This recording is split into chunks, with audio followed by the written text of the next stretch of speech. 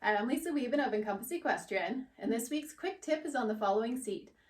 So before I talk about what our body does, let's talk about what the horse's back does. So when your horse is walking, his back kind of goes in this forward, up, back and down movement. And if you've ever sat on a horse bareback, you've probably felt how that felt on your seat bones. It's almost as if you're walking backwards or you're pedaling backwards on a bicycle. So you can imagine you have little feet on your bottom of your seat bones, and they're just stepping backwards as the horse goes forward.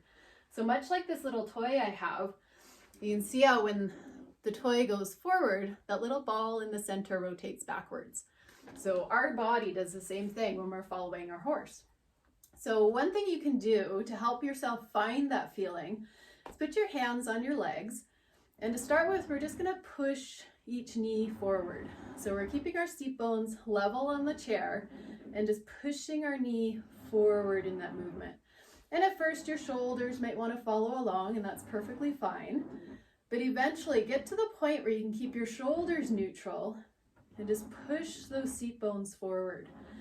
And then once you get that feeling, let's look at the up and down feeling. So go ahead and lift one hip up and then set it down, one hip up and set it down.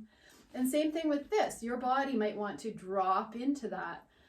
And if you have tightness in your center, this is actually a good way to help release it. So you can contract into that side, bring the awareness there, and then slowly release out of it.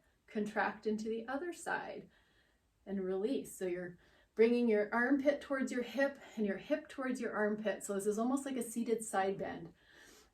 And you can move into that. And then again, eventually you want to be able to keep your shoulders neutral and just feel how the hip comes up and down, up and down.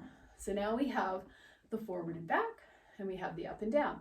Now, if either of those movements are difficult for you, there's probably some tension in the center of your body. So if you've seen any of my other videos on somatics, or if you haven't, you can go over to my YouTube channel, Encompass Equestrian, and have a look at some of those somatic rider videos, because they've been addressing this tightness in the center of the body. So your arch and flatten, your flower, and your side bend all help this area of the body front and back. And when we can release that tension, it's easier for us to find this movement. So now that we've found the forward, back, up and down, let's put those movements together. So slide your knee forward, pick the hip up, slide it back, bring it down. So forward, up, back, and down.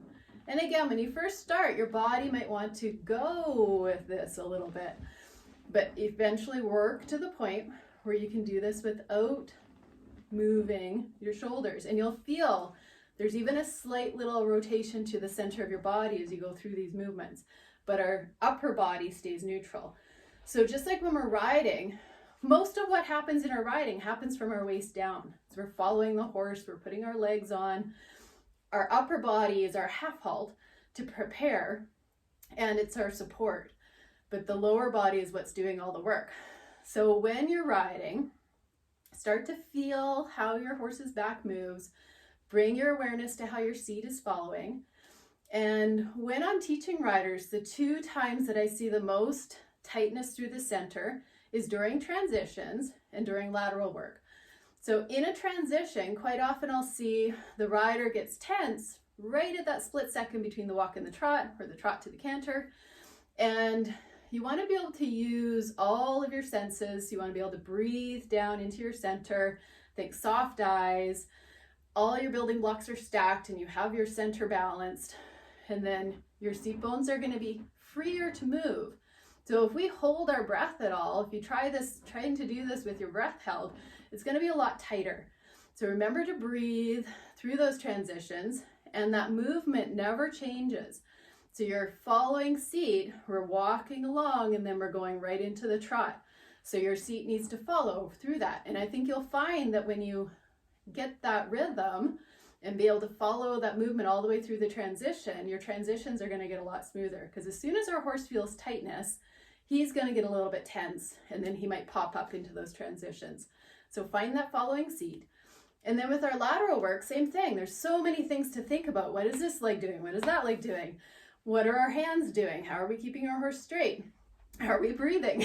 All that good stuff. So if we have too much to think about, we start to get tight through the center. So again, think about keeping that following seat as you're applying the leg aid to move you over. And in a leg yield, you might even consider making a bigger circle on your inside seat bone, smaller circle on the outside seat bone to help your horse move over. And you might find you don't need as much leg to get the horse to where you're taking them. And same with the shoulder in, haunches in, all those different lateral movements. Keep your seat bones following even as you're rotating with your horse into whichever movement you're putting them in. So being free through the center of our body makes a big difference, because if I'm doing a shoulder in, I'm moving my horse's shoulders over, but I still need my seat bones to follow straight ahead to keep the hind legs on the track. And so having that freedom in the center is huge for our following seat. So all those basics come into play, your breathing, everything else. And try that out for yourself, see how it feels. And that's your quick tip for this week, and I'll be back next week with more.